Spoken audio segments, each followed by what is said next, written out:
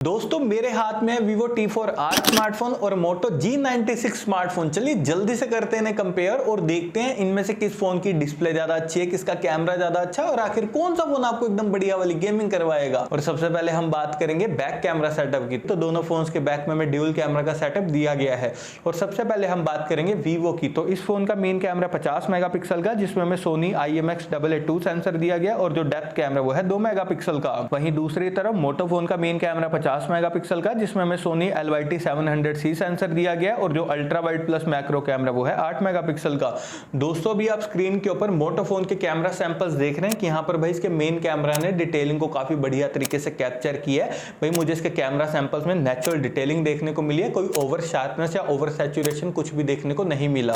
तो ये दोस्तों बढ़िया बात है। और यहाँ पर हमें अल्ट्रा वाइड कैमरा मिल रहा है 8 मेगापिक्सल का, अच्छी बात है। लेकिन दोस्तों अगर आपको मेन कैमरा और भी बढ़िया डिटेलिंग वाला चाहिए ना, वेल ऑप्टिमाइज्ड चाहिए, तब आप यहाँ पर Vivo की तरफ जाइए, क्योंकि इसका जो मेन कैमरा है ना 50 मेगापिक्सल का, भाई सही में यार वेल ऑप्टिमाइज्ड है, नेचुरल डिटेलिंग में आपकी फोटोज क्लिक कर देगा। आप इसके कैमरा सैंपल्स देखिए, आपको भी काफी बढ़िया कैमरा सैंपल लगेंगे यहाँ पर Vivo फोन के। लेकिन एक चीज आपको बुरी लगेगी, वो है इसका 2 मेगापिक्सल का डेप्थ कैमरा, जो कि यूजलेस है यार। अल्ट्रा वाइड कैमरा इस प्राइस पॉइंट पे दे सकते थे, लेकिन इन्होंने कॉस्ट कटिंग के चक्कर में दोस्तों अल्ट्रा वाइड कैमरा नहीं दिया। इस बात का आपने ध्यान रखना है। और दोस्तों वीडियो स्टेबलाइजेशन के लिए दोनों smartphones OIS plus EIS technology को सपोर्ट करते हैं, तो बढ़िया स्टेबल वीडियो भी आप दोनों फोन्स के साथ में बना पाएंगे, कोई भी दिक्कत नहीं आएगी। सेल्फी लवर्स की अगर मैं बात करूं तो दोनों फोन्स के फ्रंट में हमें 32 मेगापिक्सल का सेल्फी कैमरा दिया गया है। और डिटेलिंग की अगर मैं बात करूं तो भाई मोटो का जो फ्रंट कैमरा है ना, नो डाउट अच्छी डिटेलिंग के साथ में आपकी सेल्फी फोटोज क्लिक कर देगा।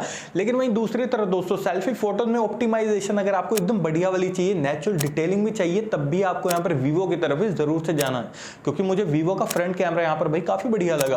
और मैक्सिमम वीडियो रिकॉर्डिंग आप दोनों फोन्स के फ्रंट और बैक कैमरा से 4K तक 30 FPS पर कर सकते हैं। और चिपसेट की अगर मैं बात करूं तो दोस्तों Vivo फोन के अंदर हमें Dimensity 7400 चिपसेट दिया गया, जो कि 4 नैनोमीटर टेक्नोलॉजी पर बेस्ड है। वहीं दूसरी तरफ मोटो फोन के अंदर हमें Snapdragon 7S Gen 2 दिया गया, जो कि 4 नैनोमीटर टेक्नोलॉजी पर बेस्ड है। दोस्तों डे टू डे परफॉर्मेंस और गेमिंग दोनों ही मामलों में यहाँ पर सिर्फ और सिर्फ Vivo फोन ही बढ़िया है, क्योंकि Dimensity 7400 मिल रहा है, अच्छी वाली गेमिंग आपको करवा देगा और डेली यूजेज में कोई लैग कुछ भी नहीं होगा। लेकिन वहीं दूसरी तरफ यार ये जो मोटो फोन के अंदर हमें Snapdragon 7S Gen 2 मिल रहा है, ये तो भाई एवरेज प्रोसेसर है और एवरेज वाली ही गेमिंग करवाएगा।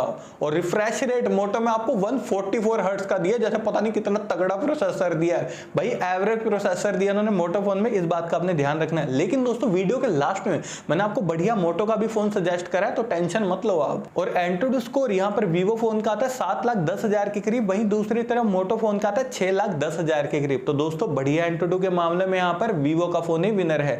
और देखिए दोस्तों मैंने इन दोनों ही फोन को टैग कर दिया व्यू प्रोडक्ट्स के थ्रू, जाकर आप इन्हें डायरेक्टली फ्लिपकार्ट से परचेस कर सकते हैं। और अब हम बात करेंगे डिस्प्ले की। तो दोस्तों Vivo फोन के अंदर हमें 6.77 इंचेस की full HD plus quad curved AMOLED display दी गई है, जो कि 120 हर्ट्ज के रिफ्रेश रेट को सपोर्ट करती है।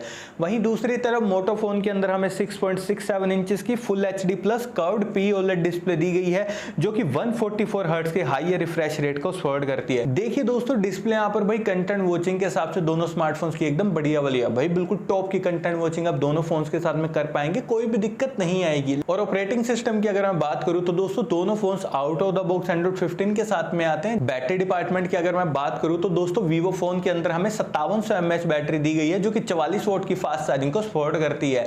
वहीं दूसरी तरफ मोटो फोन के अंदर हमें 5500 mAh बैटरी दी गई है, जो कि 33 वोट की फास्ट चार्जिंग को सपोर्ट करती है। तो ओवरऑल दोस्तों बैटरी डिपार्टमेंट के मामले में यहाँ पर Vivo का फोन ही भाई विनर है। और नेटवर्क कनेक्टिविटी के लिए दोनों फोन ट्रूली 5G कनेक्टिविटी के साथ में आते हैं, लेकिन 3.5 mm जैक हमें दोनों फोन्स में किसी में भी नहीं दिया गया। लेकिन दोस्तों dual stereo speakers, under display fingerprint sensor और फेस अनलॉक हमें दोनों ही फोन्स के अंदर दिए गए हैं। और अब लास्ट में हम बात करते हैं प्राइसिंग की। तो देखिए दोस्तों Vivo फोन की 8 प्लस 128GB वेरिएंट की प्राइसिंग है 19,500 रुपए।